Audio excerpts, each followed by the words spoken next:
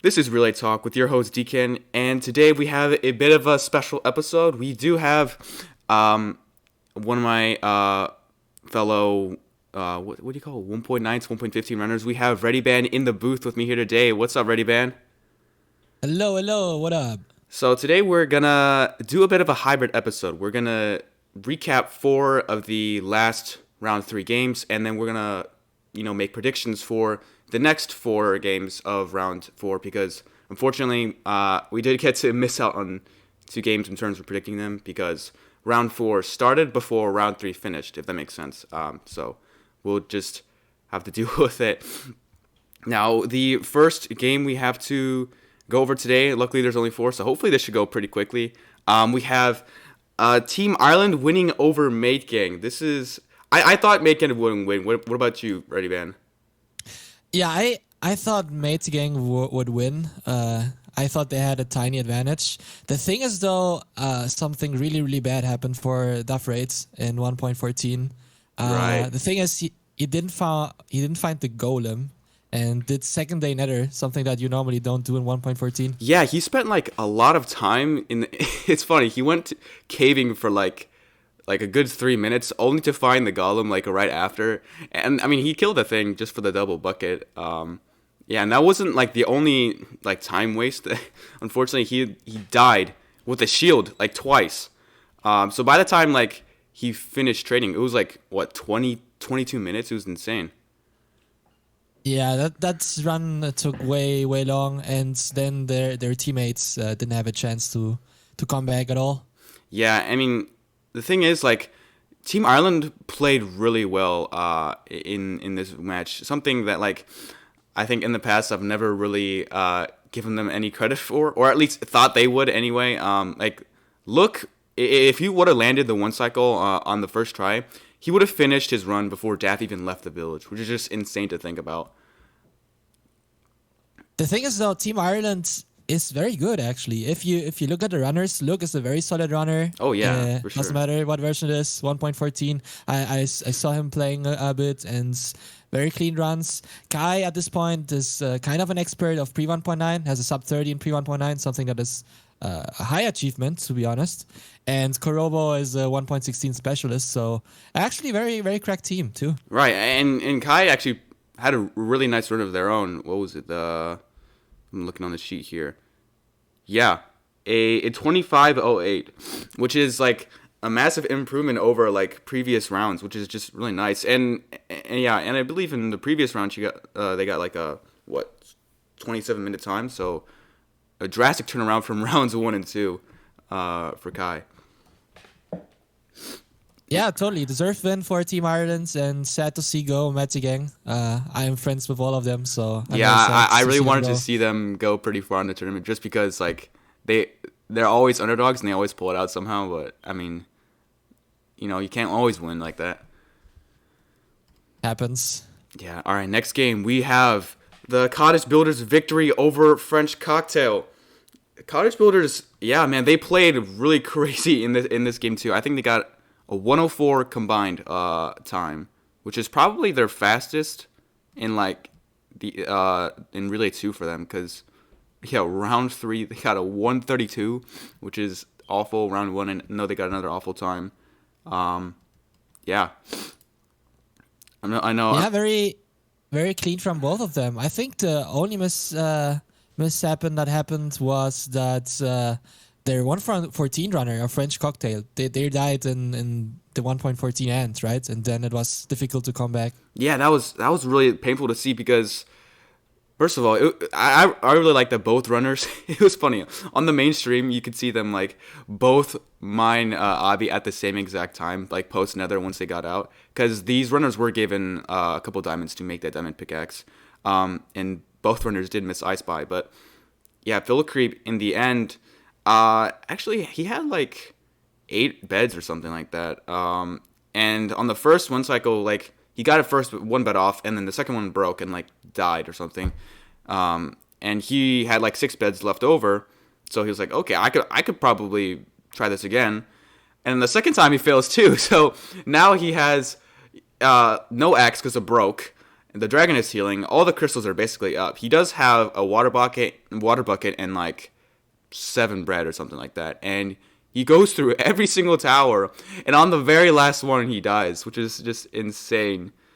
And So sad. I know he had like, and he ran out of bread by the time he got like done with the second to last tower. So, I mean, yeah. He also spent like a lot of time like breaking blocks when he had the water bucket to use, but I'm not gonna comment on that too much. Yeah, this is something that we normally didn't see in previous tournaments in regards of 1.14 meta travel with a diamond pickaxe, just because it's not that reliable without a calculator. But now that people have Ninja Brain bots, I can understand why they go for it. But yeah, interesting to see both of them going for nether travel there. Yeah, and that's not even the end of Phil Creep's death, because on the way back he when he finds like the dig down hole for the stronghold, and he like gets a couple blocks of dirt to like go block clutch down it. But like a creeper falls down the hole and it kills him, so he sets him right back to the start. And at this point, it's like 40 minutes into the run. Emmy has like a crazy clean run in 1.16, basically no mistakes there. And yeah, like Phil Creep, he does eventually make it into the end. And Rediban, this is crazy. This guy does a 3-bed axe after finishing failing the one cycle twice before, like 10 minutes ago. Which is just crazy. Wow, yeah, that's crazy. And 1.14 as well, because like the dragon animation is so jank in this version. Like that's really hard to pull off. It's so laggy, the particles, everything is just bad in that version. I know, and fortunately for Blide, he was able to play, obviously, and he was actually on insane pace. Like I remember watching the stream, and like he got to the fortress. No, he got to the fortress like 5 minutes, and he left the fortress after having gone to the overworld and like thrown all the eyes, and he was leaving the fortress at like 6:40. So, I mean, if everything went well, we could have seen a sub 10, which is... Yeah, this is always something difficult to handle as a team. What do? Do you go for consistency or for speed? Because if you go for consistency, you will have like an average good time. But if you go for speeds, you could potentially crush your opponent. The thing is, though, if you choke, then you might lose. Yeah, you also don't know if you have to go if you have to make up some time or something like that. It's hard to handle, actually. Right, especially if you're behind. Like obviously, Villa Creep getting like a 44-minute run. I mean, that's just it's a lot more weight on the decisions you make as you continue the game. I mean, Blide eventually did have like a 1340 with a nether death, which is just insane. Like taking another death usually takes a lot of time, but I guess it's just the nature of 1.16, and Blide did recover really quickly. Yeah, but like Cottage Builders just were too fast. I mean, I don't know what to say. They pulled ahead. They kept the lead. They didn't let the French Cocktail take it back at all. Yeah, totally. So we saw two games in this rounds, like losing due to 1.14. I think at this point it's pretty clear that 1.14 is the slowest of the 3 versions, right? Oh, easy. I think if you averaged all of the games together, 1.16 would obviously be fastest, and then 1.7. Like we haven't seen a whole lot of like 23-minute times from 1.14, which I mean they're definitely not easy to do, but like it's a lot rarer than I thought it would be. Yeah, maybe we are gonna see some new tendency in the later rounds now that even more cracked runners are there. Yeah, I mean, this entire time I thought like, obviously Relay 2, there's a whole lot of better runners. But yeah, 1.14 and all that, like, it hasn't seen too much optimization, which makes sense, right? Because like all that optimization has been put into like all the ocean runs and all that. Yeah. 1.14 Classic kinda died. Actually, there have been some very, very fast runs in the past. I think you saw some of them from the Pingo, Pangomai, Ontricos classic runs that could have been world records when the world record was not 15:01. But now it's kind of hard, not gonna lie. No, now, I mean, yeah, ocean is just the meta. Like, there's nothing really you can do about it. All right. Anyways, next game we have. This is your game, Rediban. Serious dedication against the Jews. What did you think of this game? All right, so I think both teams played pretty clean. I didn't rewatched all the boards, but I saw that we were a little bit ahead after 1.14, and I think the only mistake that the Jews made was not using golds for trading at 1.14, because I think what ended up happening was that Alex had to go back to the Dark Oak and explode an extra TNT because they were short on emeralds. Right. And that's, lost so much time that they couldn't come back. Yeah, Schmalak's also not using double Fletcher, unfortunately, kind of slows down that, like, trading split, on top of the fact that you have to go back to the Dark Oak to go chopping. And by that time, I think you were already, like, on your way to the Stronghold, so just kind of a considerable lead going into the next version, basically. Like, I think 1.16 is about 2 minutes ahead by the time you guys start.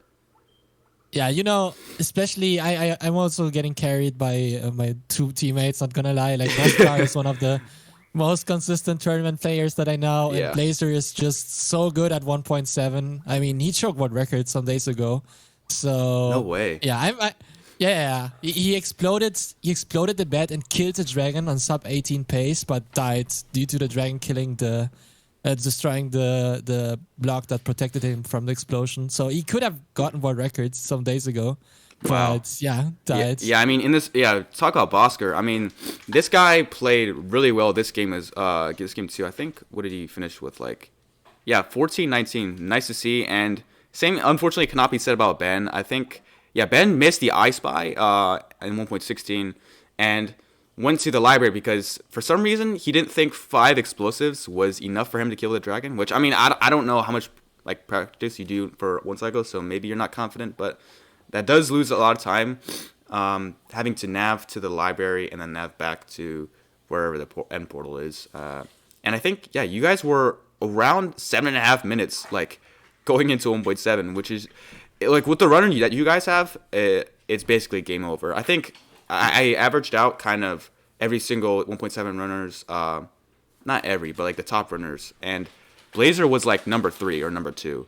It was really close. You have Galactic there, you have Max, but you also have Blazer. Blazer has been playing a lot of 1.7 tournaments in the past, and he played so many matches that actually at this point I can't remember the last time that when he choked the 1.7 match. So kind of dangerous in 1.7 to face Blazer. Yeah, I mean, Alex didn't even play that bad in 1.7 either. It's just that they couldn't overcome the mistakes made in 1.14 or 1.16 by their teammates. And it's just these little things, especially at this point in the tournament, man, they add up. Against the teams that are still in right now, you really got to play cleanly. Totally.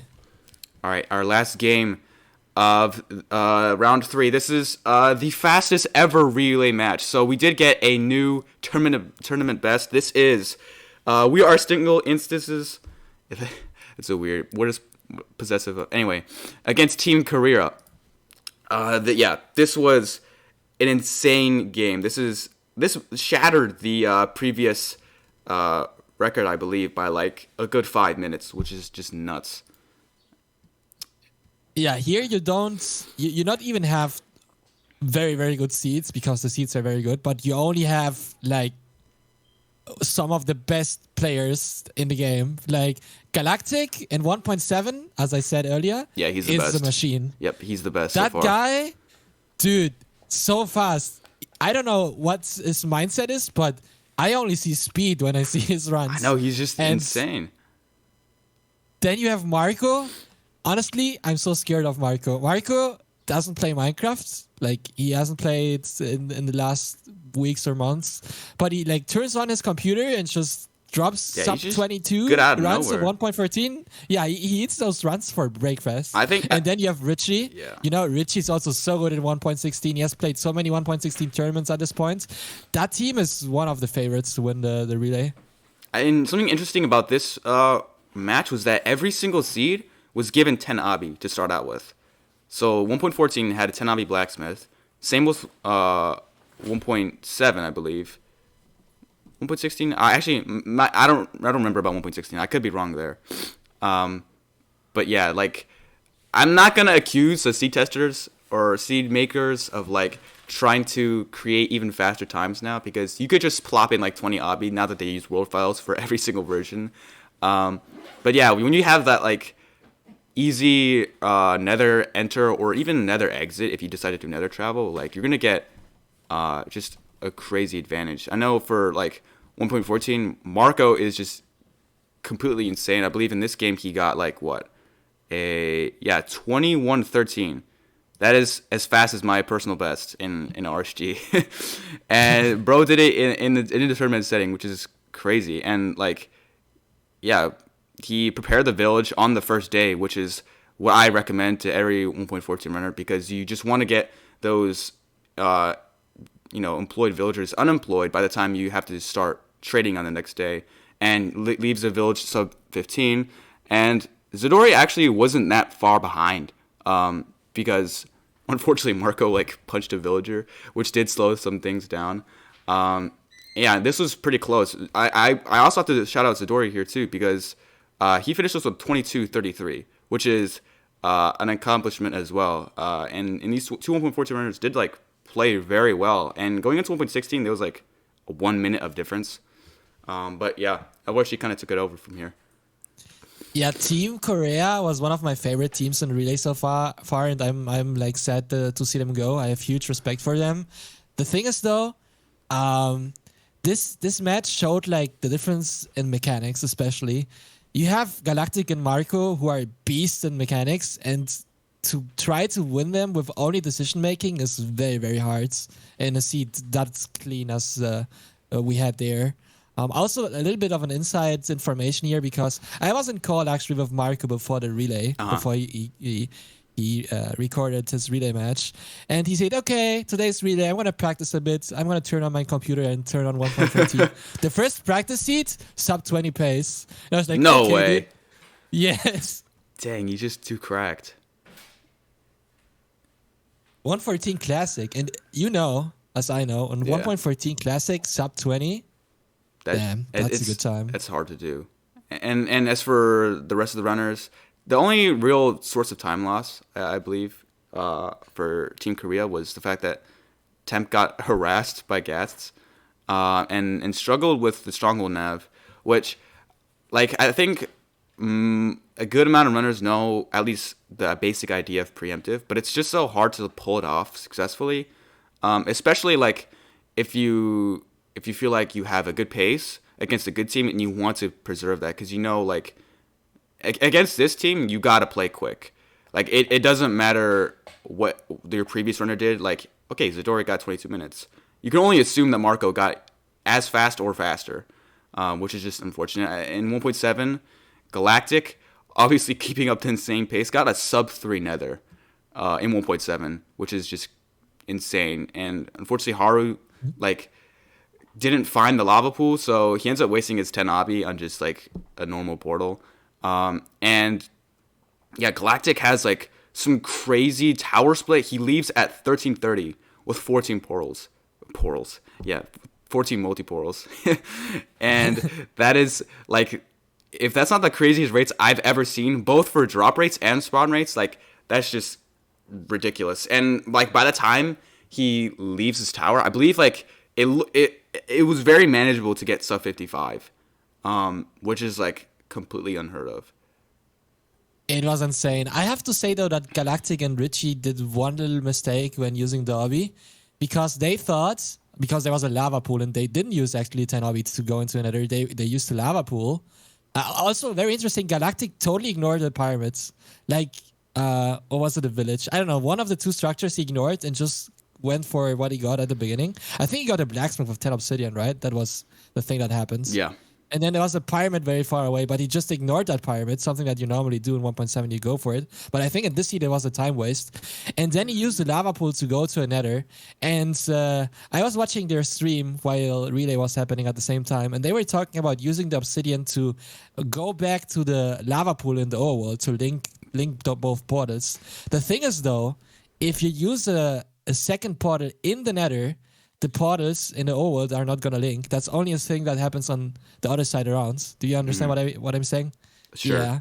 So what they ended up doing actually was a 1.7 blind. Something No that I've way. never seen ever. Yes.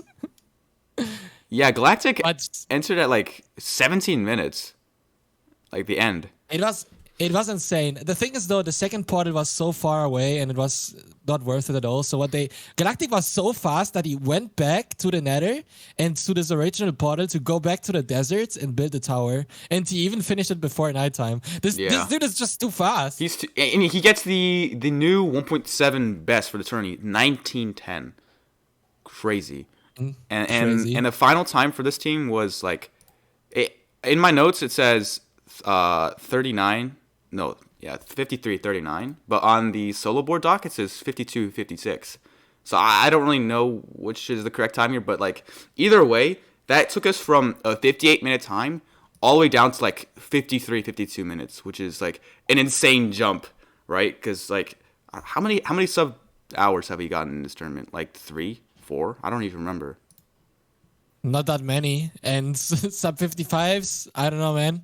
I don't expect any team to beat that time. No, soon, it at least in this relay. yeah, it's just it's just improbable. Let me read off the 3 times. So Galactic got 1910.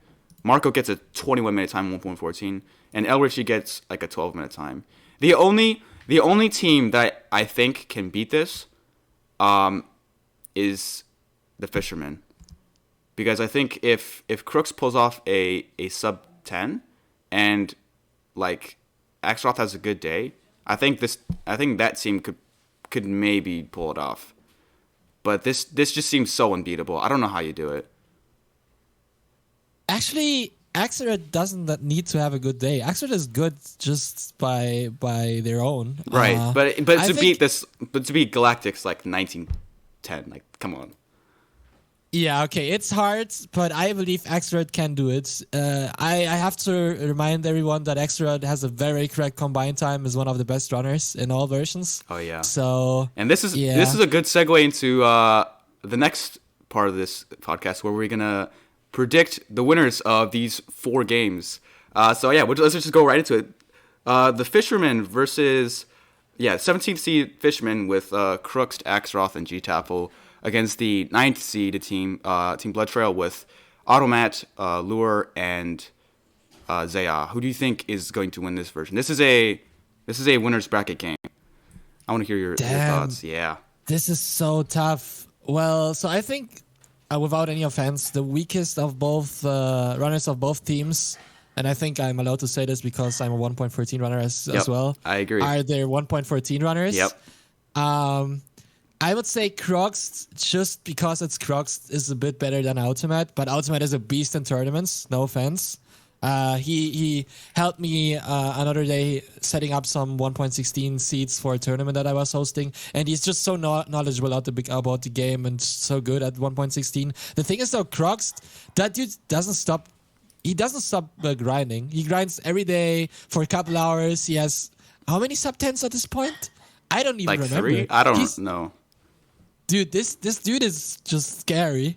And then in 1.7 you have Lure and Axeroth. Lure, I would say, Lure's good. bit better than Axeroth. Yeah, I don't know. It's hard to say. The thing is though, Lure, I saw him playing in another tournament some days ago, and he was so good in 1.7. So I don't know, man. It's tough. It's tough. What do you think? Yeah, I think it's pretty clear that Crooks is the best 1.16 runner, and it's not even close. Like I think a while ago I averaged, not a while ago, but yeah, I averaged up all the top 1.16 runners runs in this relay, and Crooks has a 1140 average. That is his average. There is not a single other runner that has gotten that time even once. The closest is your mate Bosker with 1142. Let's go. Yeah. I'm proud of you, Oscar. But Crooks' average is faster than, like, that is just insane. Like, let me read you his like runs so far. In round 1, 1146. Round 2, 1206. Round 3, 1113, which is the best so far. Like, this dude just doesn't stop being fast. And I think if the other 4 runners, obviously on both teams, like for 1.7 and 1.14, if they kind of like play evenly and like cancel each other's paces out, I think 1.16 with Crook's insane play, like I think that's the difference maker. I am a huge fan of the Fisherman, as the show listeners know, and I just think it could be close, but I think the Fisherman is just gonna run away with it here. Yeah, I also think probably the Fisherman will take this one, but you never know. It's relay. One Yeah. little mistake, and everything can change. I mean, if like Relay hasn't taught you anything, it's that like nothing is guaranteed at all. I mean, I'm looking at the Relay game predictions document here. Like in round 3, the document was wrong. Like, what is it? 9 out of the 12 games it predicted. That was how much it was wrong. And that's how many like upsets there were last round, which is just crazy. So like anything is possible here, but I do think the Fishermen are just gonna win here. You know, Deacon, the last relay we always said that 1.7 is the version where like teams will make up most of the time or lose most of the time because it was the most scuffed version. I think in this relay, maybe we're seeing a switch to 1.14, and I think in this match particularly, 1.14 or 1.15, whatever version the runners will decide, will be a huge deciding factor to whoever will win or take this one. Yeah, I do still think 1.7 is just it's a little harder to play. But once you get to this stage in the tournament where like only good teams are left, I do think that all the 1.7 runners are good, and 1.14 is just kind of a whack version. I do think you are right in that regard. Next game we have the 10th seeded team, the Doubters, with Epnoc, Roy, and Speed Nintendo against the 19th seeded team, Team Delta, with Shy, Barato, and Frogs. This is another winners bracket game, and these two teams are just completely cracked. I don't really know who to pick here. You know, the thing is, Seriously Dedication has a history of Team Delta. Team Delta kicked us out in the first rounds, and we went to losers brackets. Are you a little salty, Rediban? Is this what I'm hearing? Yeah, so we want Team Delta to win, and then we want Vendetta. We want to beat them in the finals. Oh, so I see what's happening here. hopefully Team Delta will take this one. But honestly, looking at both teams, you have Frogs, Batato, and Shy for Team Delta. Shy got a sub 10 the other day. Yeah, right? he did. Isn't that sub? That is isn't mad. That second place? That's second place in 1.16, I believe. Yeah, something like that.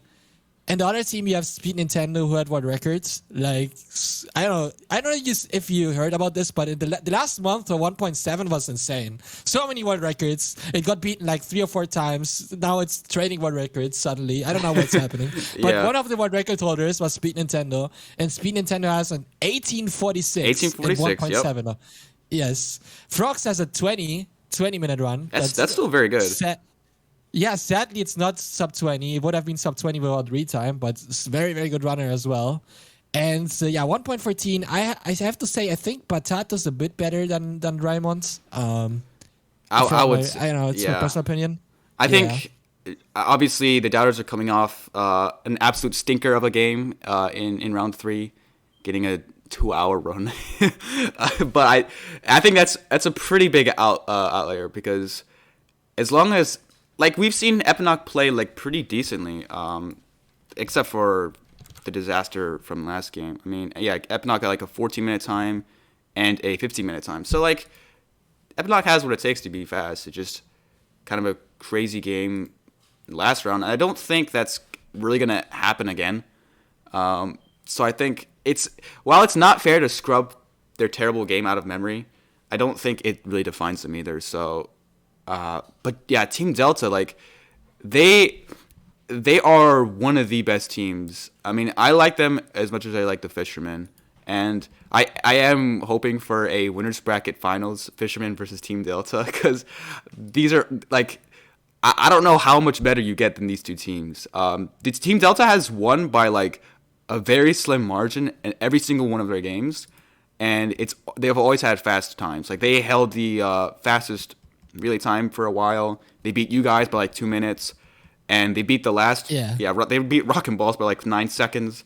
Like, like this team knows how to get it done. Like whenever there's a small margin of lead, they can hold it, which is like really important for future games when you are given that small 1 minute advantage and you're able to not give it away. Like that's what winners can do. And I think that Team Delta, like as good as the Doubters look, I think Team Delta is just better, especially in like tournament settings. Yeah, Team Delta has been very consistent, and I think the Doubters maybe will have to reset their mental after the disaster, as you said, and that might influence their way they play in this match. But you never know. Maybe if Team Delta has a mistake, the first mistake in the tournaments, they will not know what to do and will have trouble like coming back in the actual race, and the Doubters will win. That is but an interesting honestly, point, yeah, skill-wise, either team could take it, to be honest. Because, yeah, you're right. Team Delta, like, they have not had a single bad run this entire game. And if they do, like, I'm not trying to, like, curse anything here, but if they do end up having a bit of adversity in this game, it's going to be interesting to see how they deal with that, because they've never had to play catch-up against any team, really. Yeah. This is something that I learned as well, running in these types of events. Like, everything goes fine, but the first time when something goes wrong, it destroys your mental at all for the race, and you have a very hard time to like focus and play the game again. Oh yeah. And then some disasters can happen, like the disaster that happened to Doubters, for example. Yeah. So moving on to the loser bracket games, unfortunately, 2 of them were already played, so it's not like we can predict. I mean, one predicted games that already happened. No, I'm kidding. We're not going to do that. So we have the 4th seeded team. We are single instance with El Richie, Marco, and Galactic against the 5th seeded team, the Magnificent 3, with Malin, Lacking Toast, and Hafik. Who do you think is going to win here? All right, so hear me out. I was a little bit interested about like runners' times and did a little bit of an Excel sheet looking at all their PBs and stuff. And you know, we had team 1 that was seeded 1 due to their PBs. Yep. But actually, the real seed 1 of this tournament is the Magnificent 3. Is it really? There was a change of runner, and their P1.9 runner got changed to Lacking Toast. And Lacking Toast, as you know, is very good in 1.14, but also is very good in Pre-1.9. And Lacking Toast holds a 2044 PB. And I don't know if it's 1.8 or 1.7 because he changed the versions recently. But yeah, if you combine all their good times, Malin has a 1640 with Ocean, and Hofik has a 1037 and 1.16. Their combined PB time is a 4801, which is the fastest combined PB time of the whole tournament. So as good as we are single instance are, I think the Magnificent 3 have a chance here. My only problem with this team is that they, as good as they are on paper, they haven't shown anything to, like, you know, be amazed at. Just looking at the 3 games that they've played so far, like a 1 hour 30-minute game round 1, in round 2 they got a 115, which is cool, but the standards for Relay 2 now are just so much higher that like a 115 is regarded as slow. And then round 3, obviously they lost to Team Blood Trail, and I don't know, I think if all 3 runners can play cleanly, yeah, this team is good. But have we seen that yet? No, we haven't. And obviously that's not to say it can't happen right now, but I think like the rhythm that they need to find, that it's already in single instance. Single instance, they just pulled off the Relay 2's fastest game last match, and who's not to say they'll do something like that again? I mean, I think single instance, obviously the confidence boost is really helpful. I think they definitely know that they have what it takes to basically just make another loser bracket run, and I think, in my opinion, they are the favorite here. Yeah, I think the We Are Single Instance are the favorite, of course, because you have Galactic, which is one of the best pre-1.9 tournament players and pre-1.9 runners at all. We have Marco and Richie, who are all beasts. And so another thing to point out that I just realized is that Malin Melon is actually a pure 1.15 speedrunner. He only touches 1.14 for the tournaments, Yep. and he hates 1.14. He doesn't like Yeah. 1.14. He doesn't want to run it. He's so disgusted every time he has to open that version because he's so used to all the like lag-free features that you have in 1.15 that he just doesn't like 1.14. So probably that split is gonna go to Marco. Yeah, I think. Yeah, I'm sure Marco will choose 1.14. Maybe mainly because like, well, I don't know how much Marco knows about Melon, but I think choosing 1.14 would definitely give somewhat of an advantage. I mean, I don't think it's fair to say that Melon sucks at 1.14. It's just that he's not used to it and he doesn't like it, right? But I don't know. I think single instance, in my heart, they're a favorite. Yeah, I agree with that. Now we have the final game to predict. The 16th seeded team Rockin' Balls with Hade, Mishbanya, and Hinart versus the 22nd seeded team Cottage Builders with, who is it? I forgot their team players. Schmalix, Alex, and who is it? Venda's Live? Yeah, I remember. No. Woo! No, it's not Venda's Live. Cottage Builders are Oxidiates. Oh, I'm thinking of the Juice. Emmy. No. Yes. The Juice, unfortunately, is not in the tournament anymore because we kicked them out. That is so sad. Yeah. Yeah. I think for me, the Cottage Builders were never too impressive of a team until recent. Mainly because Oxy has kind of stunk up 1.7 at least twice so far. But like they also show that they can play well too, so it's kind of a wild card in 1.7. And for Rockin' Balls, they are like despite being the 16th seeded team, they are a good team. And like they lost their only game against Team Delta, who is like one of the favorites to win this entire thing.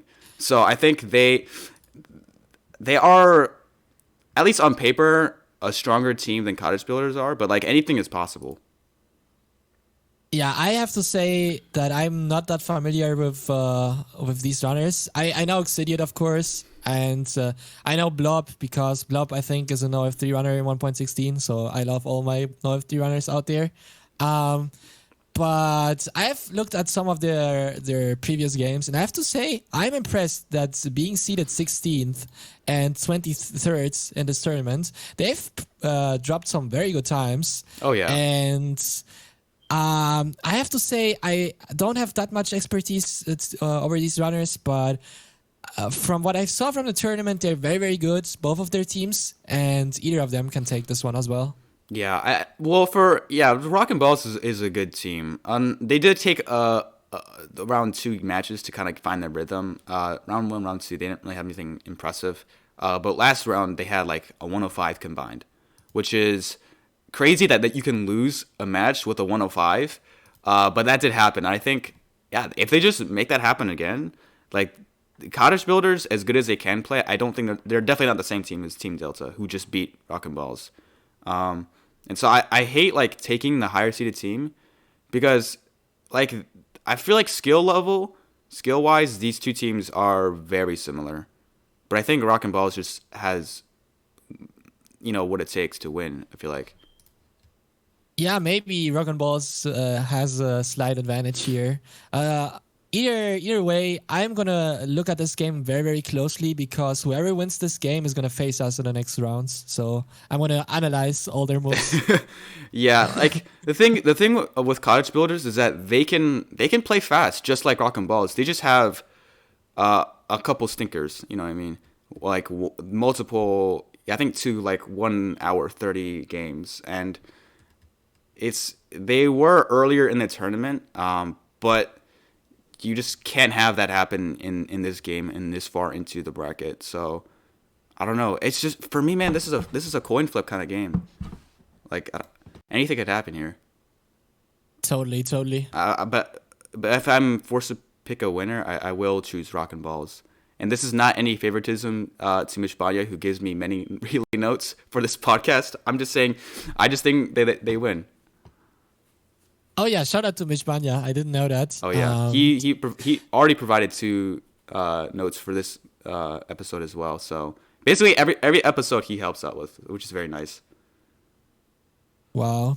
I would love to like team Cottage Builders to win just because Blob is in their team and I'm a Blob fan. But yeah, I have to say that from what I saw from the tournament, maybe Rock and Balls have a slight advantage, but it's so tough, man. All these teams in the later rounds are very hard to predict because all of them are so good. So it's hard to take a winner. Yeah, you're right. And yeah, I think that's about it for this episode. Rediban, I want to thank you for joining me. This has been very fun. Yeah, thank you. I was very happy to join too. Thank you very much. All right, you guys. If you in the audience feels like they have what it takes to be on the show, no, I'm kidding. If anyone wants to just join the show for anything like this or like an interview, it doesn't really matter. Just let me know. Anything in the comments below. And yeah, thank you guys for listening.